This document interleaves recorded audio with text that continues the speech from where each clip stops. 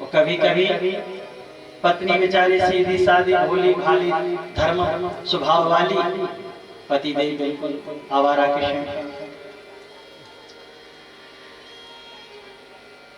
मानव उपाय तो करता है ज्योतिष के द्वारा, जो भी है वो संसाधन करता है विवाह से पहले, पर फिर भी ऊपर वाले की इच्छा कुछ और होती है। तो विद्यापति अपने आप को बहुत बड़े भक्त, पर पत्नी बड़े उग्र स्वभाव की, दिन भर धन करती रहती, गुस्से में। विद्यापति जी की कोई संतान नहीं थी, कोई बच्चा नहीं। विद्यापति जब थोड़े बूढ़े हो गए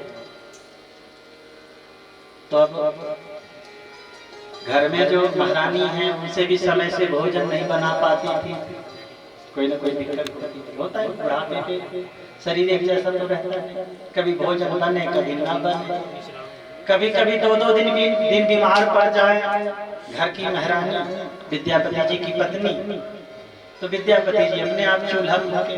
अब उस जमाने गैस तो थी नहीं,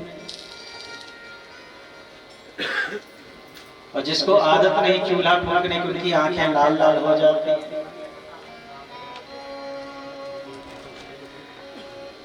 तो विद्यापति की ये दशा देख विद्यापति को कभी ये मन में भी एक विचार नहीं आया कि मेरी संतान नहीं है। पर भगवान भोलेनाथ को इसकी चिंता है। तो भोलेनाथ सोचने लगे कि पूरी जिंदगी तो इसने मेरे पीछे समाप्त कर दिया, अब बुढ़ापा आ गई, अब ये लाचार होता जा रहा, समय से भोजन नहीं मिलता। तो भोलेनाथ एक नौकर बनकर के आया, नौकर बनकर के आया। प्रेम का कर्ज तो देखो कि भगवान को नौकर बना दिया उस कर्ज ने। विद्यापति के पास आए,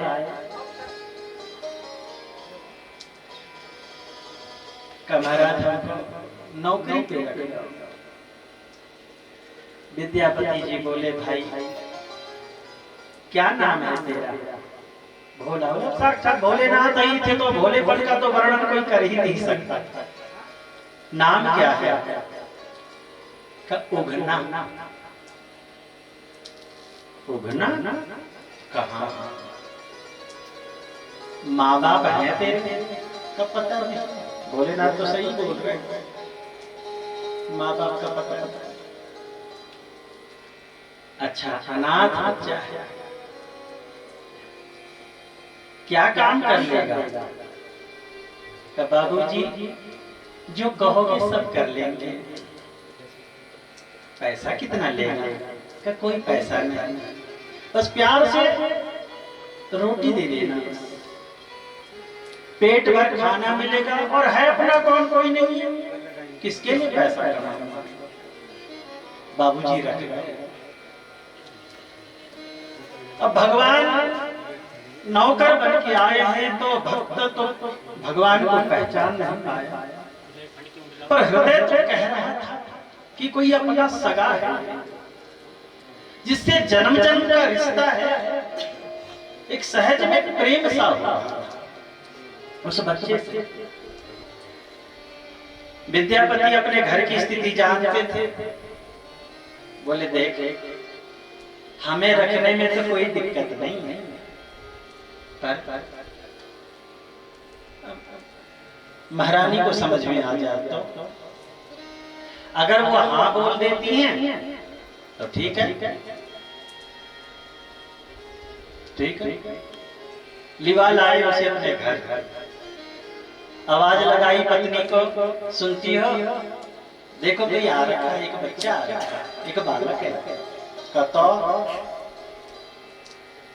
कह रहे नौकरी पे रख लो। ना किसी को नहीं रखना, भगा का पूरी बात तो सुन लो पहले। क्या सुनना?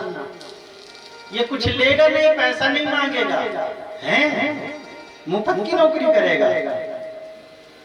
का तो क्यों भगाना, तब तो रख लो।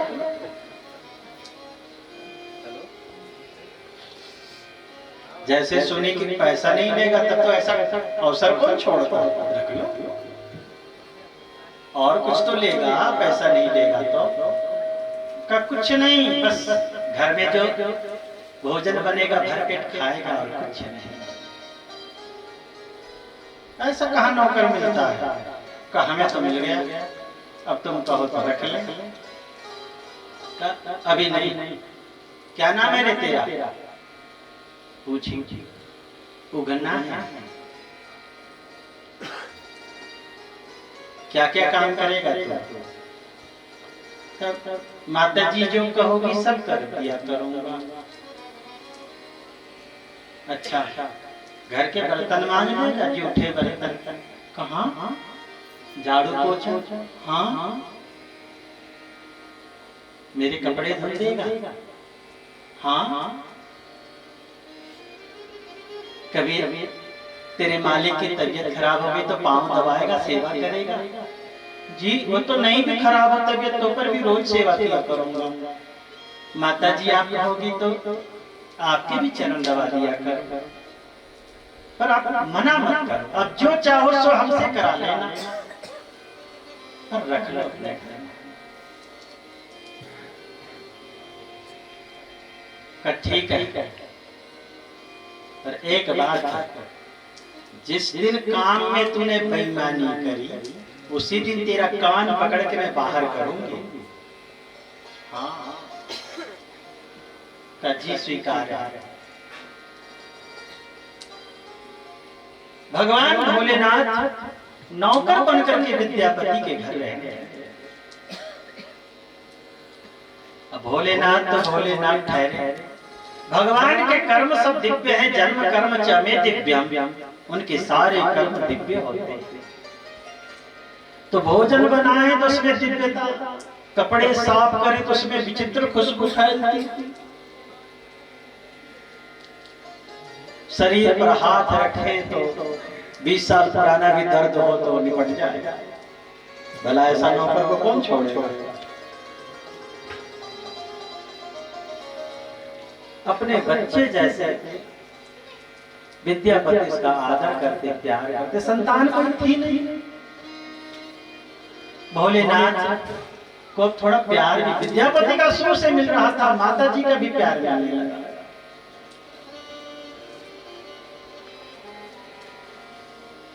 विद्यापति बड़े प्रसन्न थे।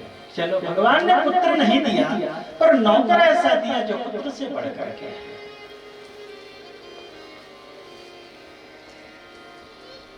अब जहां भी जाते विद्यापति जी एक पल भी उस नौकर के बिना रह नहीं पाते,